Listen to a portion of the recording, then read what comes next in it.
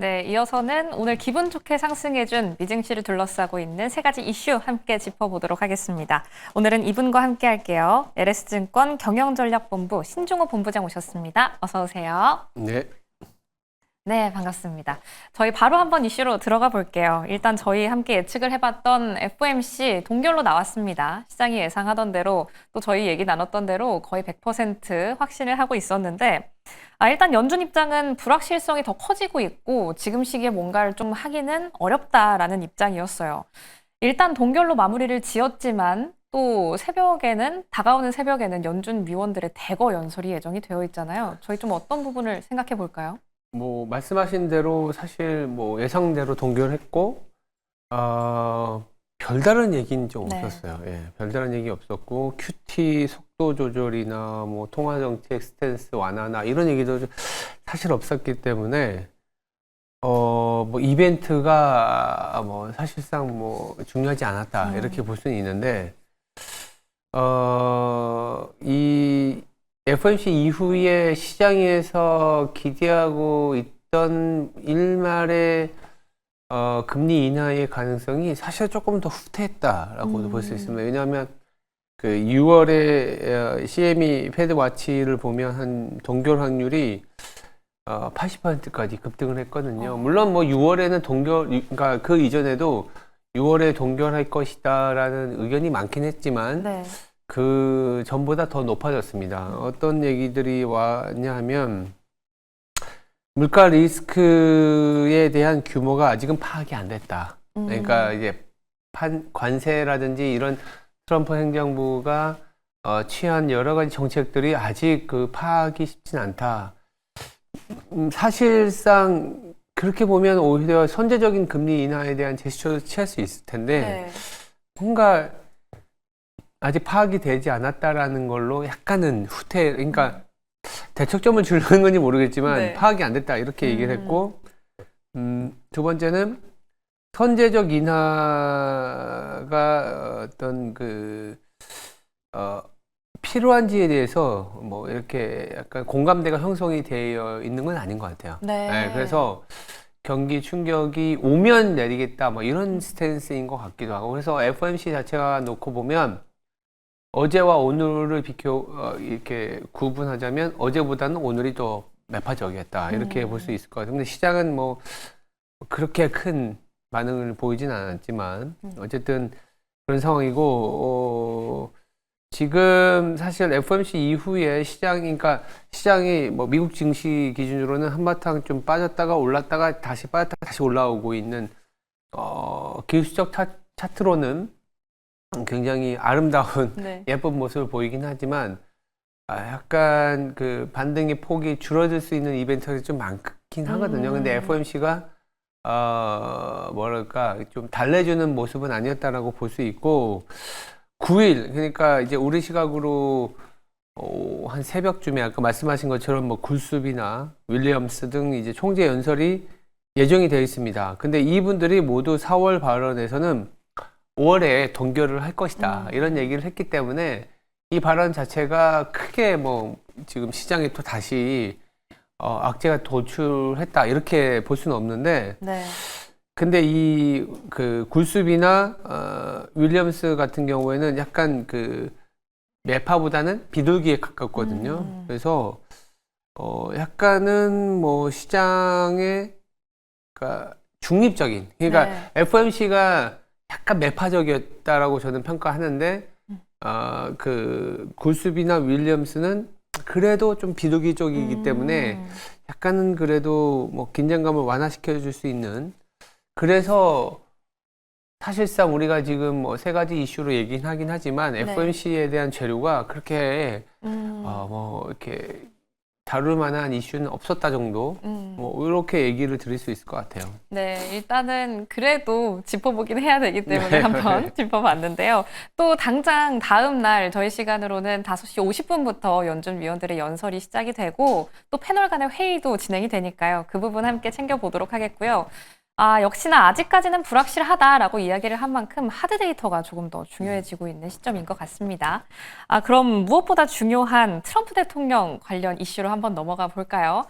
트럼프 대통령 최근 큰 발표가 있을 것이다라고 이야기를 했죠. 지금껏 본 적 없는 매우 큰 발표가 8일과 9일, 12일 중에 있을 것이다라고 이야기를 했는데 벌써 또 하루는 지나갔습니다. 이틀밖에 안 남았는데 저희가 또 어떤 부분을 좀 예측을 해볼 수가 있을까요? 예측이 안 되죠. 뭐 지축을 뒤흔들 만한 발표, 뭐 어슬, 셔터링 뭐 이렇게 얘기하는데 8일, 9일, 뭐 10일 이거 뭐라고 할지 그러니까요. 뭐 이건 사실 처음에 보고 왜 이렇게 왜일까? 글쎄요, 뭔지도 예측한다는 게 좀 어렵고 기본적으로 또 무역 관련된 내용은 아니다. 뭐 네. 이런 식으로 직접적으로 얘기했기 때문에 예측이 난무하는데 저희들도 예측할 수밖에 없긴 하지만 예상컨대 이제 12일부터 중동을 좀 방문을 하거든요, 트럼프가. 그래서 아마 이 중동 관련 발표가 아닐까 하는데 또 중동 방문한다고 중동 관련 발표를 하는 게 아니라 뭐 그 와중에 또 무역 관련된 걸 하지 않겠냐 했는데 또 무역은 아니다 하니까 네. 뭔지 모르겠습니다. 근데 이제 중동을 12일부터 발표를 하고 있고 미국에 있는 대형 은행이란다 언론들도 네. 그냥 뭐 크게 다루진 않아요. 음. 그러니까 왜냐하면 예측이 불가하니까. 어. 예. 근데 이제 최근에 이제 약간 화두를 돌리려는 제스처는 아니냐. 왜냐하면 관세를 상당히 임기 초반에 뭐 지금도 임기 초반이긴 하지만 더 네. 임기 초반에 소위 말해서 되게 쏘아댔잖아요. 네. 많이 이제 관세에 대한 정책을 냈는데 사실상 어떤 그런 분위기 전환에는 실패했거든요. 다들 이렇게까지 가는 정책은 뒤로 물러날 수밖에 없고 뭔가 뭐 유예라든지 뭔가 협상의 도구일 것이다라는 얘기를 했는데 실질적으로 그렇게 되고 있잖아요. 네. 그래서 지금은 어떻게 보면 미국 정부 내지는 대통령 입장에서 환기시키는 이벤트들이 필요하고 그 환기시키는 이벤트 중에 하나는 또 중동이라는 아젠다가 있지 않습니까? 네. 지금도 뭐 여러 가지 이벤트들이 많은 뭐 유가는 빠지고 있지만 사실은 뭐 이스라엘과 그 주변의 어떤 뭐 전쟁 리스크들이 상당하기 때문에 그런 내용이 아닐까라는 얘기는 하는데 뭐 그거는 사실은 예측할 수는 없습니다만 만약에 그런 중동 내지는 우리가 최근에 화두에서 사라진 홍해 문제 막 이런 것들이 해결 구도로 갈 수 있다라고 하면 일말의 기대감은 뭐냐면 홍해 문제라는 게 지금은 사실 그때 당시보다는 아니지만 홍해가 처음에 문제가 됐을 때는 뭐 글로벌 교역량의 몇 퍼센트인데 이게 문제가 된다. 희망봉으로 돌아가게 되면 네. 뭐 물가에 압력을 준다. 라는 리스크까지 얘기했었는데 지금은 아무도 쳐다보지는 않잖아요. 네. 그래서 그 홍해 문제를 다시 좀 아니면 뭐 해결한다. 뭐 이런 얘기를 주면서 약간의 어떤 미국 대통령으로서의 지위를 보여줄 수 있는데 지금은 미스터 타리프라라는 그런 별명을 얻고 있는 것처럼 관세 이외의 이슈로 트럼프 대통령이 네. 화두에 쓰는 건 좀 쉽지 않을 것 같다. 그래서 그냥 뭐 아까 말씀하신 것처럼 8일 지났고 네. 9일, 12일 아주 큰 발표가 있다고 했지만 시장 크게 이슈화 시키진 않고 있다. 이렇게 봐야 되지 않을까 싶습니다. 네, 전반적으로 좀 환기를 하려는 시도로 보이는데요. 그만큼 무역에 관련한 이야기는 아니다라고 이야기를 먼저 꺼내놨으니까요. 저희가 정말 예측하기는 좀 어려운 상황입니다. 그럼 세 번째 이슈로는 예측 가능한 이벤트 한번 생각을 예측이 해볼까요? 가능한가요? 일단 예정이 되어 있으니까 벌어질 것이라고 예정이 되어 있는 이벤트 함께 짚어볼게요.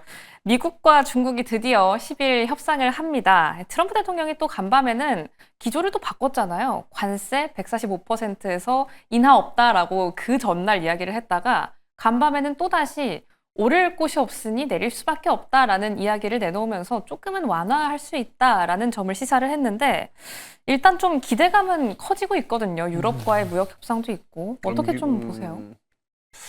글쎄요. 아까 앞서 얘기했던 거의 연장선상에서 무역과 관련된 큰 발표는 아니다. 뭐 이렇게 네. 했지만 갑자기 또 기대감을 낮추면서 확 뭐 중국과 협상의 어떤 아젠다나 뭐 어떤 빅 이벤트를 얘기할 수도 있긴 하겠지만 네. 지금 협상이 성사되지 않아도 좋다. 막 이런 식으로 얘기를 했기 때문에 그리고 뭐 어떠한 이벤트로 해결이 될 수 있는 미중 간의 그 무역 갈등이 아니잖아요. 네. 그래서 접점을 찾아가는 과정은 뭐 지금도 앞으로도 더 시간이 필요한 존재인 그런 이슈인 것 같고, 다만 이제 그 관세의 어떤 우리가 흔히 얘기하는 뭐 몇백 퍼센트 막 이렇게 얘기했었던 부분들에서 조금씩이 내려오고 있는 상황. 그러니까 내려온다라는 건 실질적인 관세의 인하가 아니라 네. 충격의 어떤 그 강도라고 할 수 있죠. 그러니까 우리가 3월 말 4월 초에 이게 미등시의 흔들림에서는 이렇게까지 무모하고 과격하게 관세를 때리나? 뭐 이렇게 했는데 그 이후에는 사실은 조금씩은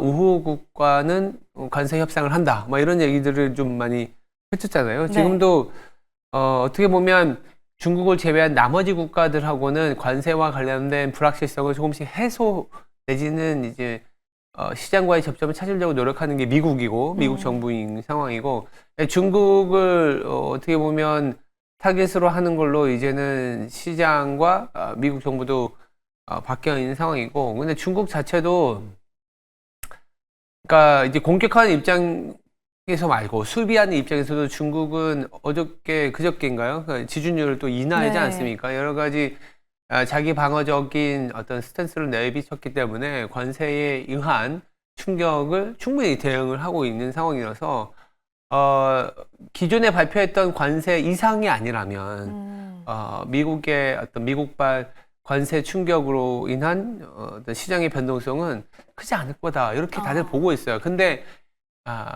우리도 뭐 서프라이즈를 기대하면은 네. 야, 그 아까 8월 8일, 9일, 뭐 10일 이렇게 뭐라 그럴까 빅 이벤트가 있다고 했는데 무역과 관련된 게 아니다라고 얘기한 거는 오히려 무역과 관련된 게 아니다라고 하면서 조금 서프라이즈를 하나 뭐 이런 기대도 있습니다만 크게 기대할 내용은 없어요, 사실은. 아하. 예, 그냥 스위스의 뭐 베센트나 뭐 허리펑이나 중국의 대표단 뭐 아니면 이제 미국의 대표단들이 만나고 우리가 쉬고 있는 5월 10일이나 11일에 협상을 하긴 하겠지만 그 이틀 3일간의 중국과의 협상이 있을까라는 약간의 시장은 중립적이다라는 정도로. 근데 혹시나 이제 지금보다 나쁘진 않을 거다라는 건 있거든요. 네. 그 정도기 때문에 미국의 증시나 우리 증시도 중립 이상의 또 호재? 그러니까 아니면 이벤트로 받아들이지 않나 이렇게 볼 수 있을 것 같습니다. 네, 일단은 중립 이상의 이벤트로 함께 받아들여 보겠습니다. 이 한 가지 이벤트로 모든 게 풀리진 않을 것이니까요. 그래도 10일 예정이 되어 있다는 점 함께 짚도록 하겠고요. 말씀하시는 동안 속보 하단으로도 전해드렸습니다. 젤렌스키 우크라이나 대통령, 트럼프 대통령과 전화를 했다. 30일에 휴전한 오늘이라도 시작 가능하다라는 이야기 내놨다는 점도 함께 전달드립니다. 휴전 관련 소식도 들어오는 대로 바로바로 전해드리도록 할게요. 이렇게 세 가지 이슈 함께 짚어봤는데요. 그럼 넘어가서 국내 증시 힌트도 한번 찾아볼까요? 어떤 점 좀 생각해 볼 수가 있나요? 우리가 쉬고 있는 동안에 원화가 상당히 강세를 보였었잖아요. 한 1,400원도 깨는 NDF 환율을 보여줬는데도 불구하고 외국인들의 매도가 그렇게 강하진 않았지만 매수세가 그렇게 강하지도 않았다라는 얘기를 할 수밖에 없을 것 같아요. 그러니까 원화 강세가 우리의 어떤 성장률의 어떤 베팅이라기보다는 미국의 어떤 성장률의 약세, 그로 인한 달러 약세, 그렇게 보면 우리나라의 수출이 그렇게 강하진 않을 수 있다라는 걸로 이제 환원되는 것 같아요. 당장은 어제 환율이 좀 시그널을 주는 것 같아요. 환율 자체가 이대로 계속 강세로 간다면 어제같이 소위 말하는 양봉이 나오지 않았을 텐데 어제 환율이 굉장히 강세로 출발했다가 결국은 다시 막 그 말아 올리면서 약세로 마감을 했는데 우리나라 자체에 여러 가지 이벤트들을 앞둔 뭐 대선도 있고 네. 추경에도 불구하고 내수가 살아날까라는 걱정도 있고 수출 자체도 미중 간의 무역 갈등이 있기 때문에 상당히 뭐 답답한 이런 시장이다라고 볼 수 있는데 그럼에도 불구하고 우리 시장은 뭐 잘 버티고 있는 건 맞죠. 그러니까 밸류에이션적인 측면의 극도의 저평가, 지금도 저평가 맞는데 극도의 저평가가 해소된 상황에서는 이렇다 할 모멘텀이 있진 않아요. 네, 이렇다 할 모멘텀이 있지는 않기 때문에 소위 말하는 뭐 잡주, 네. 잡주의 시대다 이렇게 네. 봐야 될 것 같고 뭐 테마주들이 극성하는 네. 그런 그러니까 시장이 뭐 위도 아니고 아래도 아닌 굉장히 답답한 시장이 우리 대선 전까지는 좀 펼쳐지지 않을까 이렇게 보고 있습니다. 네, 요즘 또 계속해서 방향성을 조금 잃은 모습을 보여주고 있죠. 계속 테마성 장세가 지속되고 있는데 그래도 저평가 구간에 있는 우리 시장 잘 버텨주고는 있습니다. 개장 상황 함께 대비해 보도록 할게요. 그럼 오늘 도움 말씀 여기까지 듣겠습니다. 지금까지 LS증권 경영전략본부 신종호 본부장과 함께했습니다. 고맙습니다.